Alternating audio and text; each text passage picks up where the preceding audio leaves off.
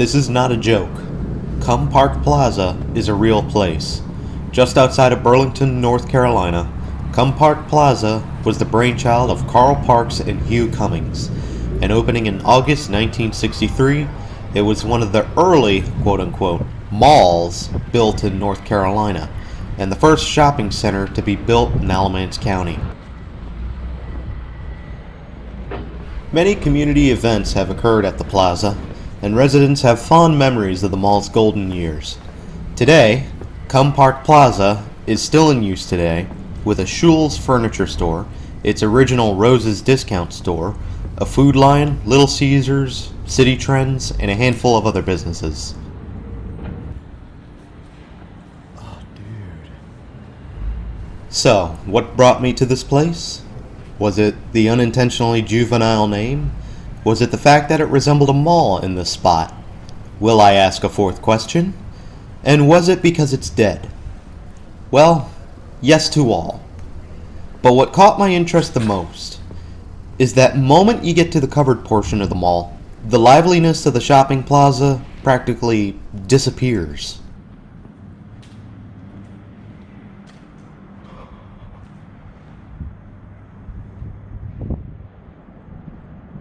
On this side of the plaza, the only business that I could discern was a church service, and that's about it. The rest of this side of the plaza is almost totally abandoned. Even Schul's doesn't want anything to do with it. This is the first shopping center I've been to that's coming on one side and going on the other. Pun intended.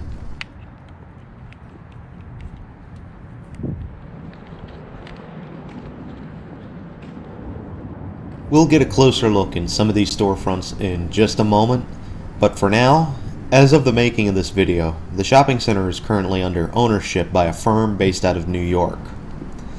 The transaction was done in 2006 for the low price of $6.8 million. The specific name of the company is not known, but the group is known for buying shopping centers as investments, and it looks like this place could use some investment itself. And someone's got to draw a penis, of course. This side of the plaza is particularly creepy. If you were driving westbound on US 70, your first assumption is that this shopping center is abandoned, because that's the impression I got from this side of the plaza.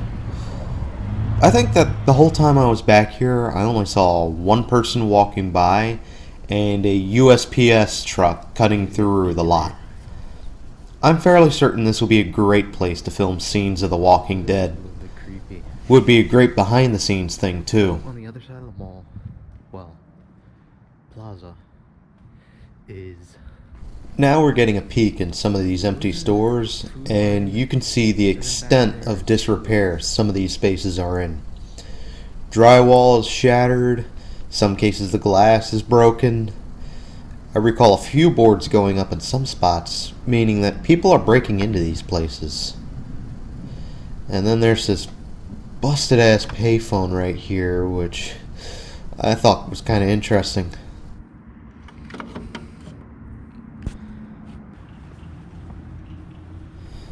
There's also some graffiti being thrown around in some spots, which I'm trying politely to avoid. I don't know what is it with hoodlums and their obsession with drawing dongs. But back to these storefronts, just look at all the gunk on the windows. Oh, I have a hard time seeing anyone breaking into that place. And you can see all sorts of junk building up on some of these windows as well, like to your right. I get a feeling that this side is a health hazard. No one in their right mind would want to move into these spaces.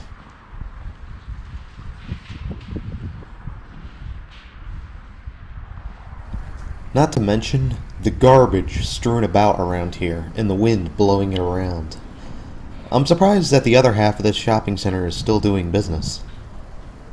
I mean, some maintenance has got to go into this place to make it desirable again.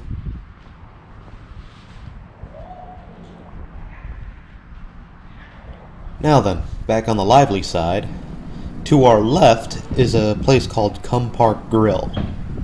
No, really, that's its name. Juvenile jokes aside, I didn't really go in, but I am a little curious. Has anyone been to that eatery? Is it any good? Check out that stone wall to our left. The cool thing about some of these outdoor malls is that you can find some very interesting little architectural goodies here and there scattered within them. If you got an old outdoor mall in your area, like this one, go give it a visit. You might be surprised with what features you'll notice.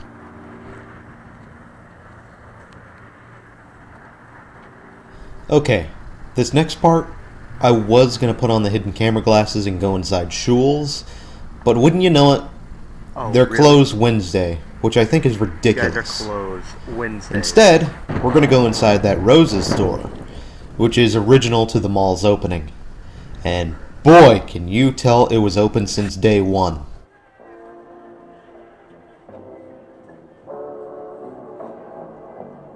If you ask me what Rose's is, the best way I can describe it is it's a Kmart with less charisma and worse maintenance. Which makes me wonder, how did Kmart become the store with a reputation of being in serious disrepair? This particular Rose's has several weird holes in the floor, which looks like it hasn't been buffed or cleaned in years, and up until a few years ago, pictures on Google Maps showed massive tarps hanging from the ceiling to catch dripping water.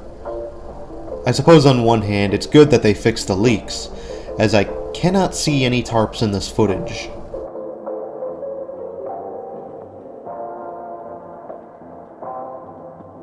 But overall, Rose's is a discount department store, from the days when Ames, Zayre, and Hills were all their own entities, back when Woolworth still existed in the States, back when Bradley's was still a thing, and when Kmart was THE shopping center to go to. None of that Walmart crap.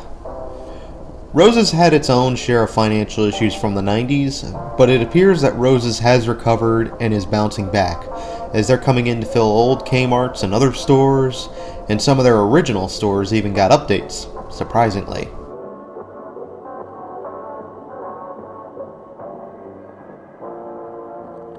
Personally, I wouldn't buy anything from this particular Rose's. I'd just browse. Part of that stems from the apparent lack of cleanliness in different parts of the store. It also makes me wonder, after looking at Rose's, how is it that Kmart became the store with a reputation of being dirty and dilapidated? I've been in 3 Rose's stores now, and the one in the best shape was at the abandoned Wilson Mall. And that store started off as a Belk Tyler.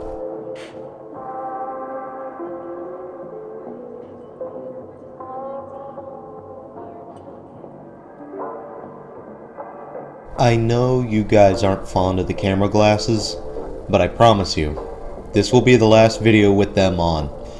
If you guys pester me enough, I might just go back to Rose's and do an undercover visit with the GoPro. After all, Rose's is one of the last discount retailers from the older days, and it'd be interesting to do a more in-depth cover on the chain and its history.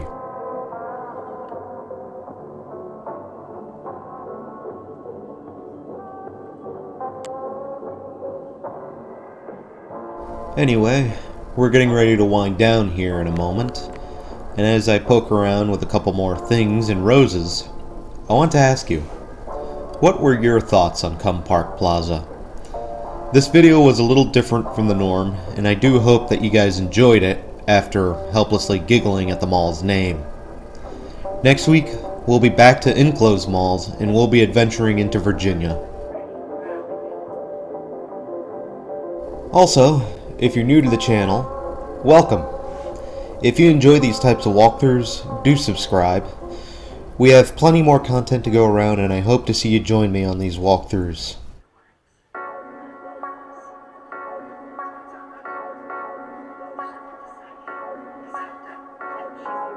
If you want to keep the discussion going about Park Plaza, once you're done giggling helplessly, you can come over to the Dead Mall's Discord, where you can talk with me and many other creators about this weird, mysterious place.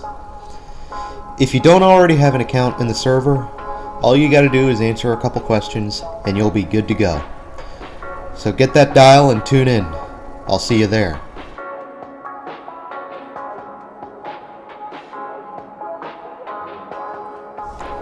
Well, until next time, everybody. This is Doomie Grunt, wishing you, the Park Plaza, and Roses farewell and good luck.